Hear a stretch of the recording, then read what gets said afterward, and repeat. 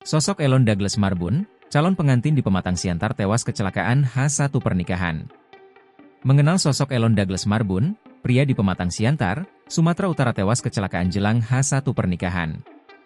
Elon Douglas seharusnya melangsungkan pernikahan pada Sabtu, 25 Februari 2025. Namun takdir berkata lain, ia tewas kecelakaan saat hendak menjemput kekasihnya, Ayu Ripka Pasaribu, untuk persiapan pernikahan di gereja pada Jumat, 24 Januari 2025, pagi, sekitar pukul 9.55 waktu Indonesia Barat. Adapun Elon Douglas berusia 32 tahun yang diketahui bekerja di PT Toba Pulp Lestari. Elon telah cuti dari pekerjaannya sejak Kamis, 23 Januari 2025, untuk mempersiapkan pernikahan.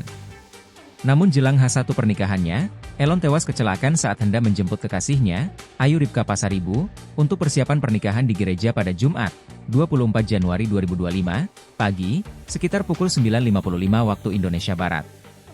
Adapun kecelakaan terjadi di depan kantor Dinas Kependudukan dan Catatan Sipil, Dukcapil, di Kelurahan Pardamaian, Kecamatan Sianar Marihat. Elon yang mengendarai sepeda motor Yamaha Vision BK 2195 LWA bertabrakan dengan sepeda motor Honda Beat BK 6987 WAJ yang dikendarai Vida Simarmata, 45 tahun.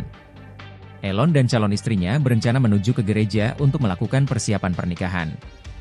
Namun tiba-tiba, sepeda motor yang dikendarai Elon bertabrakan dengan sepeda motor Honda Beat BK 6987 WAJ yang dikendarai Vida Simarmata. Akibatnya, Elon terkapar di jalan raya dan mengalami luka berat dan menewaskannya. Menurut informasi dari pihak keluarga, Elon sempat dilarikan ke RS Harapan untuk mendapatkan perawatan, namun nyawanya tidak tertolong akibat pendarahan yang parah. Sementara, di rumah duka di Jalan Dalil Tani, Kelurahan Kebun Sayur, Kecamatan Siantar Timur, keluarga dan pelayat berkumpul untuk memberikan penghormatan terakhir. Paman Elon, Panjaitan, mengungkapkan rasa duka yang mendalam.